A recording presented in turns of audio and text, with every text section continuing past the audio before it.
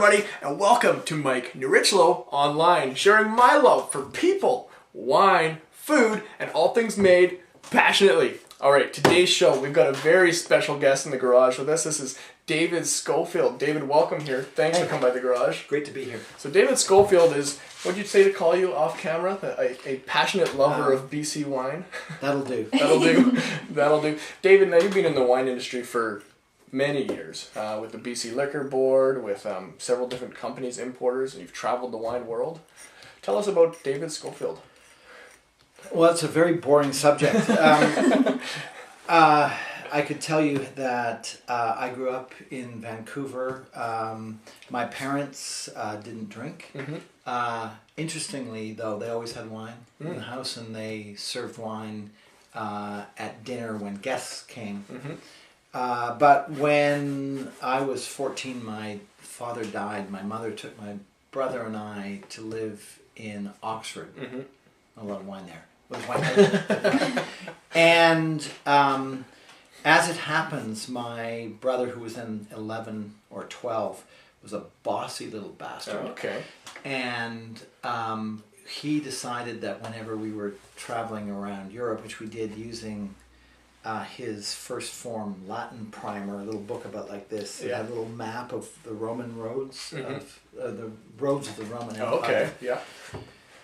He declared that we had to drink the right wine wherever we went. This is, and that's how we started. That's actually how I started drinking wine. Oh, there you go. That's a pretty decent way to start drinking wine. I think. Yeah. My bossy little brother. Your bossy little brother. Right on. So we're here talking. We're talking about BS in the garage today. Hey, we're talking some BS in the garage. This is David's brand new label. Now, it just says BS on top. On the small flavor, it says Bartier Scholefield. It's a joint effort between Michael Bartier and yourself. Tell us about that. It's one of the first labels being produced at Okanagan Crush Pad as well. Yeah. Mike is the resident winemaker at Okanagan Crush Pad. He's the winemaker for Haywire as well. I got to know Mike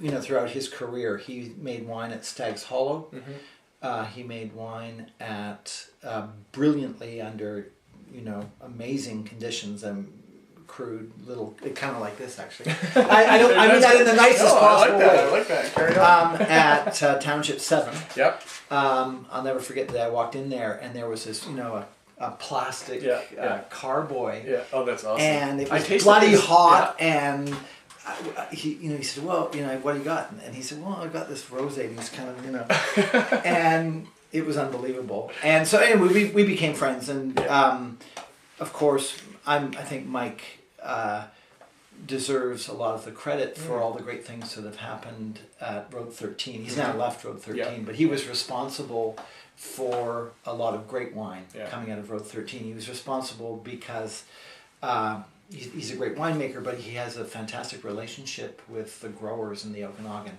who I quickly learned love the guy. Yeah.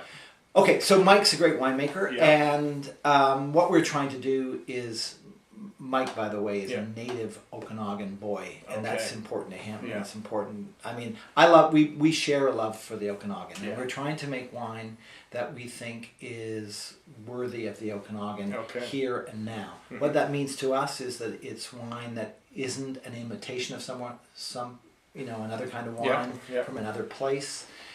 We want it to be wine that is an expression of the Okanagan environment, and we want it to be wine that is relevant now. Okay. So we don't, our wine is post-varietal. Mm-hmm. We don't care about the grape variety.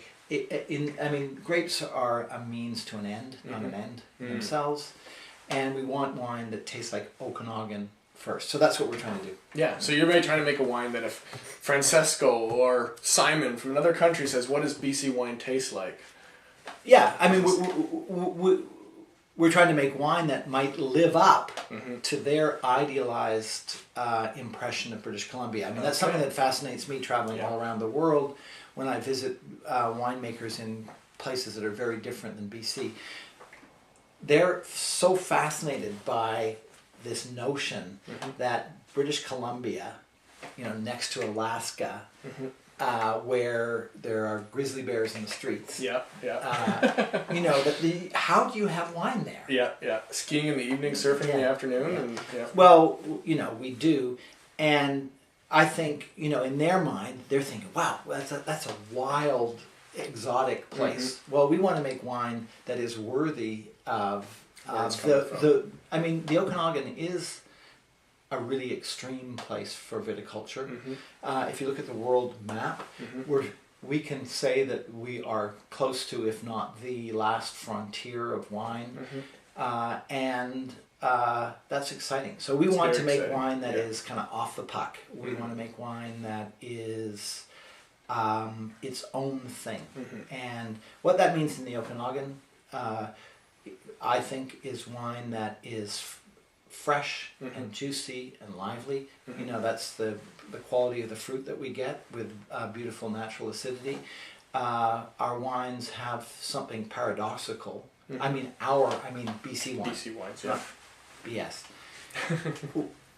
Our wines have a beautiful intensity of floral, herbal, fruity aroma, which is delicate at the same time, and that means a lot to me, because that's how I think of the Okanagan environment. It's you know, it's fragile. It's a desert, but it's poised, you know, at the northern fringe of where there could ever possibly be a desert, and it takes an incredible combination of factors for that to actually exist. You know, the parallel mountain ranges, the water in the middle, lakes, the winds, So it's a really special environment, and we want our wine to taste like where it comes from. BS. Yeah. This very, very clever joke here. We tried to come up with some kind of sophisticated marketing. Right? BS. That's our names. I love it. I think it's great. And it means other things. But one of the things on the label, there's a little sprig of sage here. You can't see it very much. Yeah. But for anybody who knows the Okanagan, there is sage everywhere. Sage is the dominant plant in the Okanagan. Where in the south of France there would be the garrigue, which is rosemary and thyme. They're allioliptic plants that exude oil that you smell everywhere, and the wine tastes like the plant. Yeah. Tastes like that environment. Yeah. Well, sage is important for us in the Okanagan. Sage takes the place of the garrigue plants, or the Mallee scrub in Australia, or the harija in Argentina, or the boldo in Chile. They're all environments that are similar, and it's important, you know, for us to connect dots. You know, it's really anyway. Sage, BS, black sage. That's another way of looking at it too. Clever? Yeah, that works. Black sage. Yeah, black sage. And it's interesting that Okanagan wines so often have a very distinct herbal character. It's not, you know, it's not only sage, but it's from the natural vegetation, and that is for sure. Yeah. Ponderosa pine, another, you know, really aromatic. Yeah, well, you're making wines that you guys are allowing to display those characteristics. So they're being allowed to display where they're from. Yes, we're trying to behave ourselves. We're trying to let the fruit be. And I mean, so what that means, you know, these are first efforts, and what that means is they're wines that are, I keep saying light. We hope that they're light in body and refreshing. So often wine isn't refreshing, and that's like really wine tedious. Should be refreshing, yeah. Well, you know, it can be, and if it can be, why the hell shouldn't it be? Yeah, it's a beverage. So, we're trying to make really adaptable wine that makes sense for people to drink, you know, in the context of living here. And that means all of the different cuisines that we have. Yeah. So this is rosé. Not only is our like wine growing climate so diverse, our cuisine, our population, everything is so incredibly diverse here in British Columbia. Right. And I don't know about you, but I mean, British Columbia, our backyard from Vancouver here, is the Okanagan is a very exciting place to be a part of right now. It's just on the cusp of exploding. It's fun because, well, the Okanagan is a beautiful environment, and then the link between that and a cosmopolitan city like Vancouver with, you know, the incredible diversity of food that we have. So you taste this wine. We don't want to have the kind of wine that, you know, has a precise pairing that you have to, you know, have some kind of a credential to appreciate. We want to have the kind of wine that, we want the opposite of that. We want the kind of wine that is good to drink, that's fun to drink, and that's adaptable, and you don't have to worry about it. Well, what's great about this wine, everything you're saying right there is what I'm tasting this wine. It's delicate, it's fun, it's fruity, it's very refreshing. So you could have it, you know, hopefully, you know, 1 billion degrees below zero. You know, in the summer with crab or scallops or those sorts of things that you could have it, but with Thai food or Vietnamese food or Asian food, all of those different things, and that's exciting. Yeah, I'm endlessly fascinated. If I can be boring for a second, I was in the Loire a week or two ago. We were in the village of Chavignol, the most incredibly beautiful place you can possibly imagine. Chavignol is famous because there's cheese from there, Cotin de Chavignol, and you never get served wine by the growers there without this cheese, and it is the most incredible correspondence, right? And then, but then you think, what came first? Was it the cheese or the wine?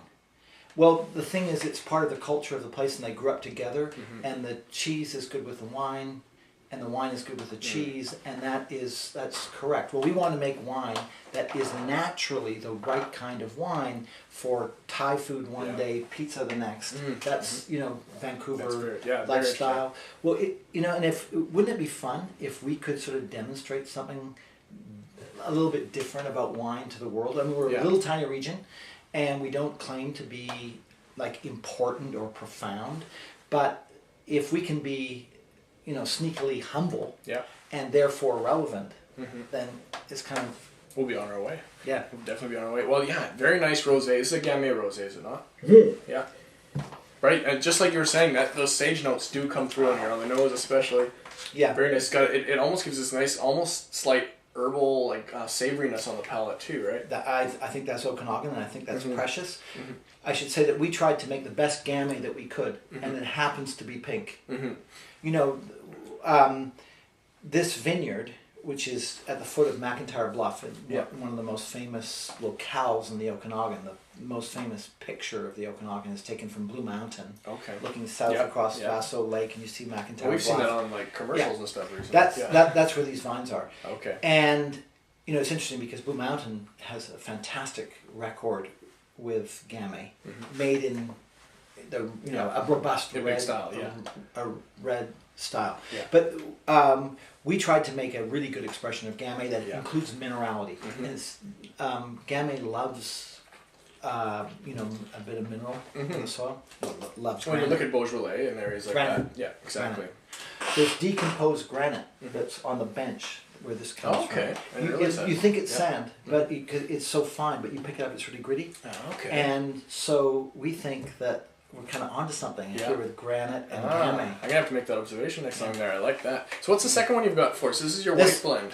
This BS White is a spectacular blend of, in no particular order, Chardonnay, Pinot Blanc, Sauvignon Blanc, and Pinot Gris. In fact, I think there's more Pinot Gris in it than anything else. All varieties that thrive well in the Okanagan. We don't care though about we didn't choose those four grape varieties. We could make it, so we did. But I think it could just as easily be a blend of Pinot Blanc and Pinot Gris. It could be just Pinot Blanc. I think if you describe the wine, it's aromatic, it's fresh, it's really herbal. Yeah, very herbal. That's what I was going to say. It displays much more than rosé there. And then on the palate, really classic Okanagan characteristics. What are those? Peach associations. Yep. Really important in the Okanagan. Yep. And green apple acidity. Tons of green apple acidity. Yeah. And then a little bit of minerally freshness. Same with it. Same sort of savory aspect to it. All those things are connected, and then there's a funny thing because then you throw it. What spoils it, in a way, is that I always get in Okanagan, not always, but very often in Okanagan wines that I love, I get a grapefruit or grapefruit rind character. So it's like, on the finish is a good descriptor. Okay, well, there's no grapefruit in the bloody environment. So, yeah. But Mike explained to me that when you have a lot of phosphorus in the soil, you get grapefruit character, and so it is a terroir thing. It's from the Okanagan. Well, the finish on this one gives me it almost reminds me of dandelion leaf or something like that. Very so subtle, right? I can see the grapefruit you're saying, and ooh, I like that. Yeah, I know what you mean. The dandelion leaf. It's way in the back. That little lift. Yeah. That little, almost sort of peppery. Exactly. I find it very elegant. I really like that. It's very interesting. You know what's interesting about these wines is that I noticed this about BC wine. It's important for people to know when BC wine is great when it's young, right? So these are screw top wines, and they're meant to be drunk at the youngest possible moment. Yeah. But they really improve in bottle. In the first couple of months, they change, and these wines have changed a lot. They very much for the better. Yeah, since you bought them. I mean, maybe I'm prejudiced. It's okay. It's your baby. That's fine. You can be prejudiced. No, they're good. Any wine we make here in the garage, we're pretty prejudiced with too. Hey, listen. Wine world. We tasted a fantastic Pinot Noir that was made right here, and it's in a tank.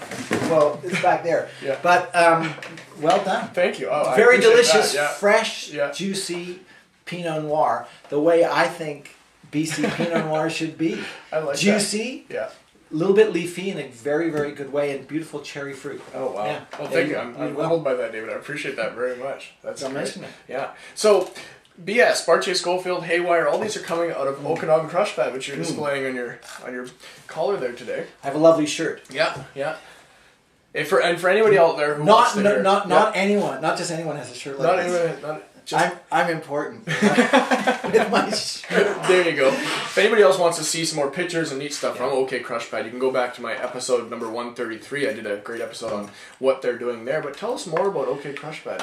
Okanagan Crush Pad is a hugely important idea for me, anyway.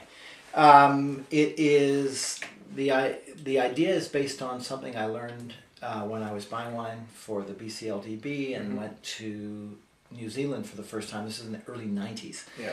And I went to Marlborough, and I had a full schedule of wines. So I said, oh, no. I got to go to all these different wineries, and this is going to be a killer. And I found out, I went to this, what was really like a warehouse, and it was dark, and I met one guy. His name was John Belsham. He's now very well known. He's one of the top wine judges in New Zealand and Australia. And he has his own wine called Fox's Island. Okay. But he was in charge. He was the éleveur for wine from all of the top wineries. Yeah. So there was, Corbin's and Villa Maria and Sealax and Babbage and everybody. They were all in one facility. Oh. This is interesting. Yeah. So the point is, New Zealanders are cheap. Yeah.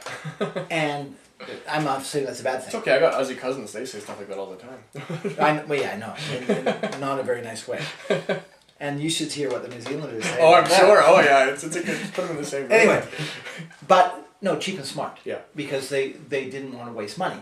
So what they did is they had a winemaking facility that they shared the cost of, and what did they invest in? They invested in farming and vineyards. And what did they do? They became predominant in the world for the production of Sauvignon Blanc, and that was based on Marlborough.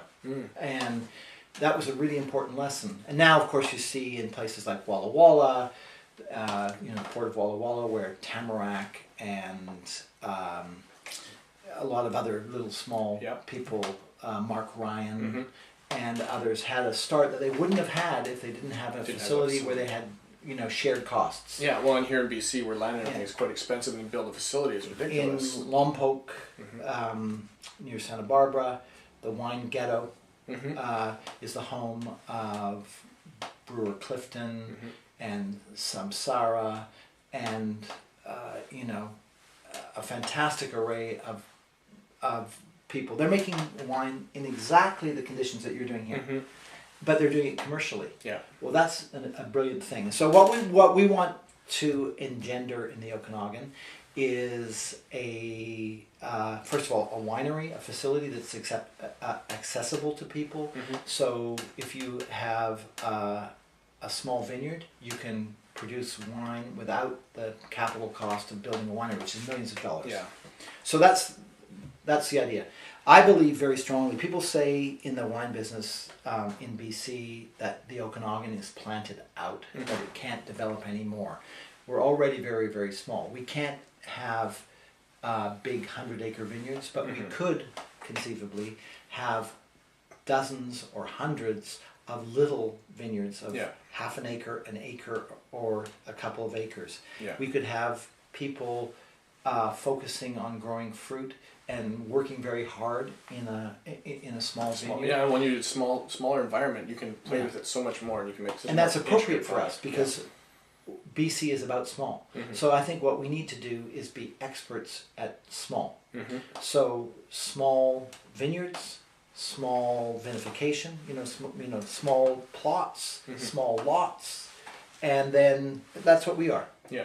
So I think there's a really bright future for us if we can focus on growing grapes first, growing grapes in a way that is appropriate for mm-hmm. the environment, where there's all kinds of challenges. I mean, there's nowhere in the world has higher costs than the Okanagan or BC for making wine. Mm-hmm. But I hope that there is a way for the Okanagan to develop, to improve. We can't mm-hmm. get bigger. I mean, we can't get bigger physically, quantitatively, but we certainly can qualitatively. Mm-hmm. And I think the way to do that is to focus, on little bits. Yeah, absolutely. And it's like a patchwork. Yeah, we need to embrace more of that team mentality. It's exactly what anything I've ever heard about New Zealand's winemaking scene as a country is a huge team mentality. And if what we hope is that we are going to be part of Team BC. Yeah. And we were talking before about the wines that we admire, and we want to be associated with them. Mm-hmm. I love the wines from Tantalus. I love the wines from Stoneboat. I love mm-hmm. the wines from Arrowleaf. I love the wines that don't try and be big. Yeah. I like wines that are modest. Yeah. But honest. Mm-hmm. And that's I think we have a big future if we can focus on that light, mm-hmm. clean, juicy style of wine. Yeah. You did it! Oh, wow. There you go. You did it right here. Right there. With your Pinot. Well, I'm assuming, so that's what that's what we need more of. Yeah, by no means is Okanagan Crush Pad trying to make Okanagan Crush Pad wine. They're trying to make everybody else's character of wine for it and help them out with it. Yeah. Yeah. Exactly. So, one thing I didn't mention that's really important about Okanagan Crush Pad, many interesting things. It's a beautiful brand new winery that will be opening in September. Yeah. We will be making wine in concrete eggs. Concrete eggs, beautiful ones. Yeah. Very ones. Very neat winemaking concept. Sonoma Cast Stone mm-hmm. in California.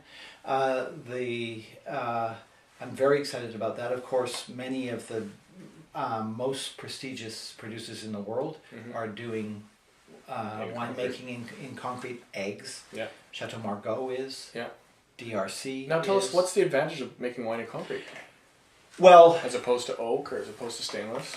This is according to Alberto Antonini, who's your wine consultant as well, right? Mentioned yet. Yeah. But the most important thing about OCP is having someone as special as Alberto Antonini involved in making wine in BC. Alberto and I have known each other for a long time.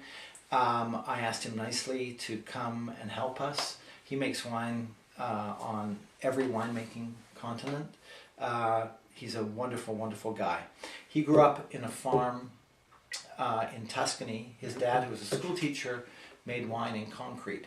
When Alberto went to enology school, he was embarrassed about the concrete, and he made his dad take it out because the cool thing then was stainless steel. Yeah. As Alberto says now, if my dad, could hear me now, he would kill me. Because Alberto loves concrete because concrete is natural. Yeah. Interestingly, I hope we have time for this. Yeah, Alberto's now making wine in Armenia. Really? Which is where winemaking began. Yeah. And many people will have seen... now, is he digging holes in the ground and burying it and Well, they still do that. Yeah, they do. He visited an archaeological dig, which is quite new, where the oldest vestiges of winemaking on the planet were discovered. This is from 6,500 years ago. Yeah. And it's very intact. He said incredibly moving. The vessels that they were making wine in were amphora. Basically they were buried in the ground, but they're clay. Yeah. Very natural. So it's interesting that winemaking now is going back to the future. Yeah. The most ancient methods, both in farming, thinking about the moon and tides and all of those things. It's the only way that you could farm. Yeah, Neolithic farmers had to farm that way. Yeah, they didn't have pesticides back then. And it wasn't a bad thing. Nope. But it did. But those methods are coming back. Alberto loves concrete because concrete, he says, is alive. He says the yeast, when you put your head inside a stainless steel tank, Alberto says, you smell death. Yeah. He doesn't like it. It's sterile. The yeast does not like so much. But in concrete, the yeast is not nervous. Feel. Yeah. Oh, we need to get Alberto on the show. You do. Yeah. So it's two things. The natural inert doesn't give flavor. The yeast likes it apparently because of the roughness. But the thing about this Sonoma cast stone eggs is that they're heated from inside the concrete, which is hugely important.